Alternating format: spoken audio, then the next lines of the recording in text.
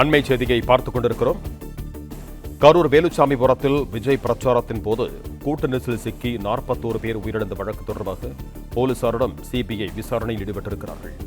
இது தொடர்பான கூடுதல் விவரங்களோடு இணைகிறார் எமது செய்தியாளர் அருள் செல்வன். வணக்கம் அருள் செல்வன், உங்களிடம் இருக்கும் தகவல்கள் சொல்லுங்கள்.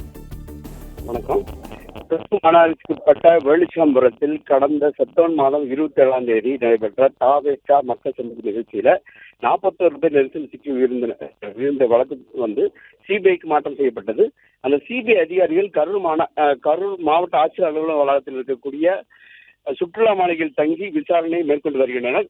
கடந்த 2 நாட்களாக, நேற்று முன்தினம் 2 நாட்களாக வேலுச்சாமிபுரத்தில் இருக்கக்கூடிய வணிக கடையில் இருக்கக்கூடிய உரிமையாளர்கள், அதில் பணியாற்றும் பணியாளர்களுக்கு சம்மன் அனுப்பப்பட்டு அவர்களை 2 நாட்களாக 23 பேரிடம் விசாரணை மேற்கொண்டு வந்தனர்.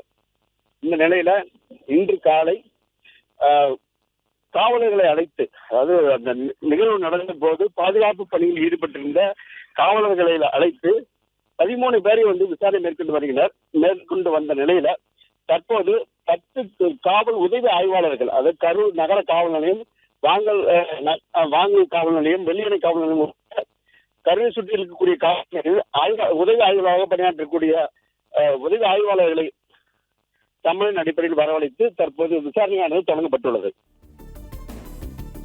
நன்றி அருள் செல்வன், உங்கள் தகவல்களுக்கு.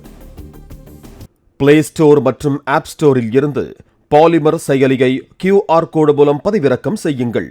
செய்திகளை உடனுக்குடன் பெறுங்கள்.